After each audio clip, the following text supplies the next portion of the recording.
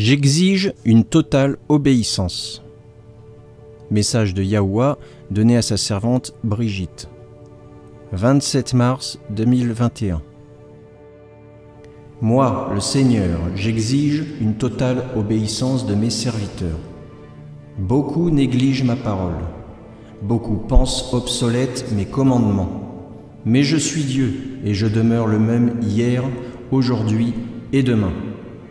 Vos vies sont-elles comblées? Si oui, de quoi le sont-elles? Est-ce de moi, de ma parole, de mes commandements, de mes recommandations? Je marche avec vous et ne cesse de vous parler, de vous indiquer quelle voie prendre, mais beaucoup s'égarent, se perdent même. Beaucoup m'oublient et comblent leur cœur vide de toutes sortes de pratiques inutiles. À quoi cela vous sert-il? Juste à vous perdre un peu plus. Soyez réconciliés avec moi. Je suis le seul qui saura vous instruire et vous conduire là où il le faut, vers votre destinée, vers votre couronne de vie.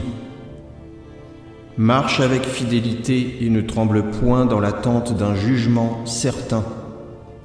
Espère en l'Éternel, car c'est lui ton abri sûr, ta forteresse. Au jour de la misère, du désastre, à qui iras-tu? Qui te sauvera si ce n'est moi? Mon enfant, garde les voies de la justice. Mon amour te conduira. Marche avec fidélité et intégrité, afin que ton cœur soit rempli d'une paix certaine. Manifeste le désir de me connaître, de découvrir qui je suis, et non qui l'on t'a dit que j'étais. Désire la vérité plus que ta propre vie. Ainsi tu sauras reconnaître ma voix lorsque tu l'entendras, et lorsque je t'appellerai, tu sauras répondre. Cesse tes craintes, ce monde les empire. Moi je suis ta paix, la paix. Cours vers moi et empresse-toi de te blottir dans mes bras. Sois béni, enfant de mon cœur. Amen. Référence biblique. Hébreux chapitre 13, verset 8. Jésus-Christ est le même hier, aujourd'hui et éternellement. Jean chapitre 15, verset 7. Si vous demeurez en moi et que mes paroles demeurent en vous, demandez ce que vous voudrez et cela vous sera accordé. Deutéronome chapitre 31, verset 8. L'Éternel marchera lui-même devant toi. Il sera lui-même avec toi. Il ne te délaissera point. Il ne t'abandonnera point. Ne crains point et ne t'effraie point. Romains chapitre 5, verset 10. Car si lorsque nous étions ennemis, nous avons été réconciliés avec Dieu par la mort de son Fils, à plus forte raison, étant réconciliés, serons-nous sauvés par sa vie.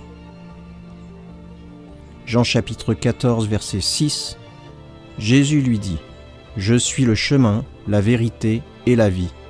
Nul ne vient au Père que par moi. Apocalypse chapitre 3, verset 11. Je viens bientôt, retiens ce que tu as, afin que personne ne prenne ta couronne. Apocalypse chapitre 2, verset 10. Sois fidèle jusqu'à la mort et je te donnerai la couronne de vie. Psaume 91, versets 1 et 2. Celui qui demeure sous l'abri du Très-Haut repose à l'ombre du Tout-Puissant. Je dis à l'Éternel, mon refuge et ma forteresse, mon Dieu en qui je me confie. 2 Pierre chapitre 3, verset 10. Le jour du Seigneur viendra comme un voleur. En ce jour, les cieux passeront avec fracas. Les éléments embrasés se dissoudront et la terre, avec les œuvres qu'elle renferme, sera consumée. Philippiens chapitre 4, verset 9. Ce que vous avez appris, reçu et entendu de moi, et ce que vous avez vu en moi, pratiquez-le, et le Dieu de paix sera avec vous. Amen.